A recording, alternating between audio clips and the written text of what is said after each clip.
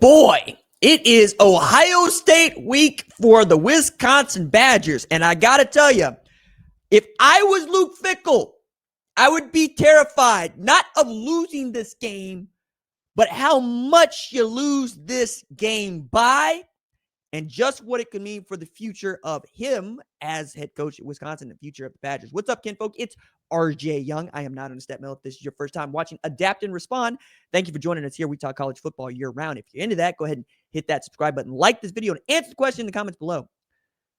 Do you believe that Luke Fickell should be on high alert if Ohio State does more than simply covers the spread, which, by the way, is 25.5 going into this weekend's game at Camp Randall? And that's the reason why I would be most afraid. Luke Fickell, who played nose tackle at Ohio State, played for Coach Treffel, coached at Ohio State as defense coordinator, became a really great head coach for Cincinnati, and took that job into the one at Wisconsin. It just hasn't gone well. All the things that I have thought about Wisconsin, that you have thought about Wisconsin, that Wisconsin fans thought about Wisconsin, have been thrown out the window.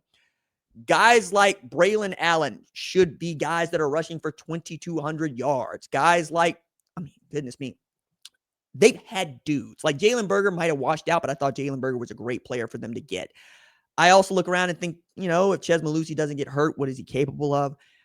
And mostly the overhaul to try to modernize Wisconsin offense, first with hiring Phil Longo, now with bringing in, well, not a journeyman per se, but a pretty decent offensive coordinator who got starts at BYU, was offensive line coach at LSU, and was recently OC at Kansas, was expected to bring back a bit of your run game, right? And really ask the question of, is Jeff Grimes the guy that sees it the way that it should be done, or how Wisconsin always done it? I believe in a couple of things as it relates to college football. Your program takes on the attitude and the personality of your head coach, and your program has a basic fundamental personality and identity that it must adhere to. If you are the University of Wisconsin, the University of Michigan, even the University of Ohio State, you run the football. That's what you do. You run the football. You produce great running backs and great offensive line. That's what you do.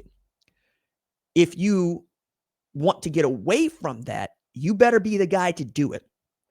And normally, when I see a defensive coordinator hire an air raid guy, it's because that particular offense gave him all sorts of fits, and he really hated coaching against it. So he goes and he hires it, because if he hates coaching against it, everybody else must too. That was true when Bob Stoops went to go get Mike Leach from Kentucky.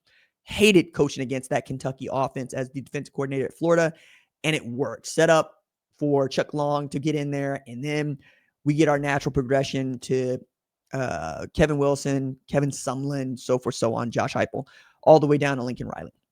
Guys that can move the football, but also understand the importance of running it. Longo's offense didn't work because Longo's offense didn't work.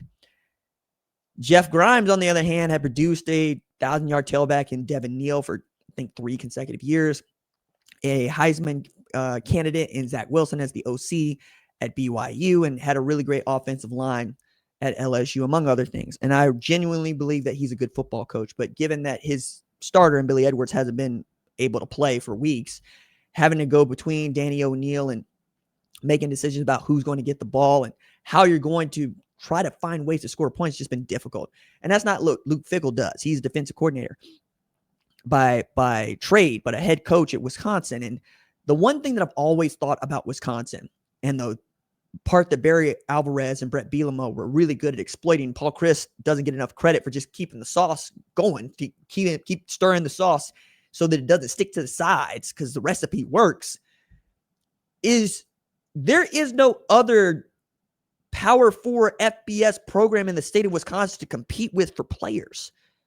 So you can always just go get them. And I get that people think that, you buy what you want, but the money is a tiebreaker. The money is not necessarily the thing that gets you in there. You grew up a Wisconsin fan, and you even grow up knowing that Wisconsin is the team where you live. You've got the inside track there. Pay local talent like you're going to pay the talent that you get from Texas, California, and Florida, and it will come to you. That said, when you're trying to throw the ball at a place that produces big, strong linemen, like Joe Thomas, for instance, It doesn't make much sense. It doesn't make much sense. And that really has been it. When they run the ball well at Wisconsin, they win. When they don't run the ball well at Wisconsin, they lose. That's been true for every single head coach that has been there since Barry Alvarez. That is the sauce. We know the recipe. Just stir it so it doesn't stick. And I think that Luke Fickell got a little bit bored of stirring the sauce so that it doesn't stick because it ain't his recipe. Well, now it's too late to try to change course. And in an age when you're paying James Franklin $49 million to go mow his lawn, Jimbo Fisher still getting paid $76 million to go mow his lawn. You're willing to pay Mike Gundy $15 million out of the checking account general operating budget to go mow his lawn, and about $10 million to Sam Pittman at Arkansas to go mow his lawn. I don't see why Wisconsin wouldn't come up with the $25.5 million, I think it is, that would need to get Luke Fickell to go mow his lawn if they get embarrassed at Camp Randall.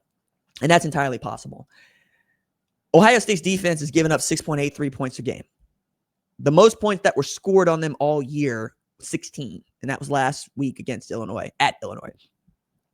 They have not one, but two Heisman finalists that I think are capable of being Heisman finalists, in Jeremiah Smith and Julian Sayin. And oh, by the way, Carnell Tate is still there, and Caleb Downs is still there, and the Sonny Styles and Arvell Reese and the Cadence, Curry, and McDonald. There's just so much for you to deal with that Ohio State team on both sides of the ball. You don't have an opportunity to breathe. And it can turn into a landslide really fast. Wisconsin was a place where half of fans were leaving at halftime. That's not been true for a long time. And I have a couple of friends, actually I had 3 friends that went to Wisconsin, call themselves Wisconsin fans, and they are not having any fun. As a matter of fact, I was thinking about this. They really hadn't had a hard time for some time. I mean, the worst that they had was the 59, I believe 59-14, 59-10 loss they took to Ohio State in the Big Ten championship about a decade ago. But since then, it's been pretty what you would expect from Wisconsin. It's one of those teams that we thought would be like Penn State that should make the college football playoff and hasn't. Instead, you're watching teams like SMU and Boise State and Texas Christian and Cincinnati get in there before you do. And you're thinking that hiring Luke Fickell, who got that team from Cincinnati to the 14 playoff, can at least do that at Wisconsin. That's not the way these things always work. That's not how they always go down. But for Ohio State, it's going to be business as usual. I mean, they're putting up about 37 a game. They'll probably put up at least that against Wisconsin. It's how quickly do we get to see Brian Hartline go for the heat check, that is bringing Lincoln Keenholz in the first half to just run some offense. And I'm like, yo, man, you're operating like that. There's not a whole lot you got to worry about. And that's what it feels like. It feels like polar opposites. So if they get absolutely destroyed by Ohio State, I would not be shocked to find out, yeah, he might not get an opportunity to turn this one around, because patience in college football is as hard to find as a 90-degree day in Iceland.